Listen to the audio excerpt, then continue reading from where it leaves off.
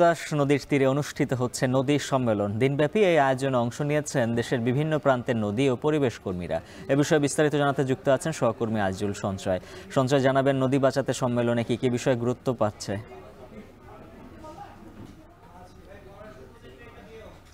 উজ্জ্বল, আজকে বেলা 11:30 থেকে এই ব্রাহ্মণবাড়িয়ার তিতাস নদীর তীরে অর্থাৎ কাশীনগর গ্রামে এখানে এই যে সারা দেশের বিভিন্ন প্রান্ত থেকে আসা নদী এবং পরিবেশ কর্মীদেরকে নিয়ে এখানে নদী সম্মেলনটি শুরু হয়েছে।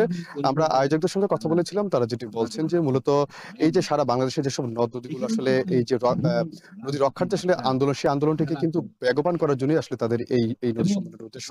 এবং একটু জেনে রেখে উজ্জ্বল, ব্রাহ্মণবাড়িতে কিন্তু আন্তঃসীমানা মিলিয়ে প্রায় 21টির মতো নদী আছে এবং বেশিরভাগ নদীর অধিকাংশ এলাকাতেই কিন্তু আসলে এই যে দখল দূষণ এবং এই যে দখলের কারণে কিন্তু আসলে অস্তিত্বের সংকটে পড়ছে নদীগুলো।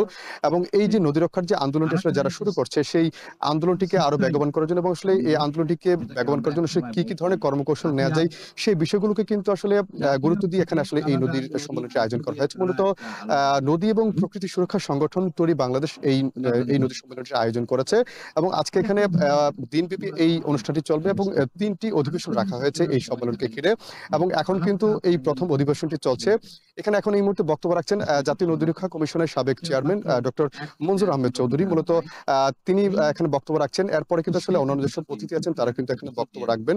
আমরা আয়োজক আসলে যেটি বলছেন যে মূলত এই যে সারা বাংলাদেশ আসলে এই যে নদী এবং পরিবেশ কর্মীর যে আন্দোলনটি আসলে যারা শুরু করেছিলেন, এই যে নদী বাঁচাও বা নদীর সুরক্ষার যে আন্দোলন, সেই আন্দোলনটি আসলে কিভাবে আরো বেগবান করা যায় এবং এই যে তারা কিন্তু আসলে একটি বিষয় তাগিদ দিচ্ছেন যে আসলে নদী এই যে দেশের স্বার্থে এবং প্রকৃতির স্বার্থে কিন্তু নদীগুলো আসলে যেগুলো একেবারে মৃতপ্রায় সেগুলোকে কিন্তু আবার আবার এই যে এগুলোকে বাঁচানোর জন্য আসলে যে বিভিন্ন ধরনের কর্মসূচি আছে, সেই কর্মসূচি কিন্তু তারা আজকে এখান থেকে কিন্তু তারা নির্ধারণ করবেন বলে আমাদেরকে জানিয়েছেন।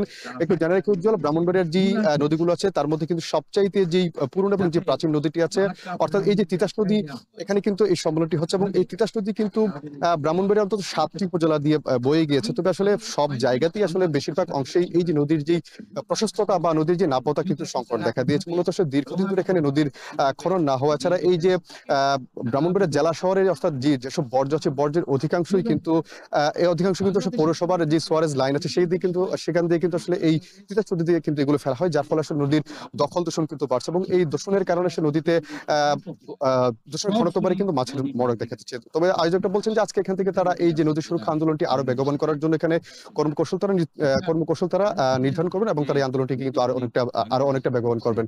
তো আমার কাছে এই ছিল ব্রাহ্মণবাড়িয়া থেকে নদী সম্মেলন সংক্রান্ত সবশেষ তথ্য। আরএফএল গিজারে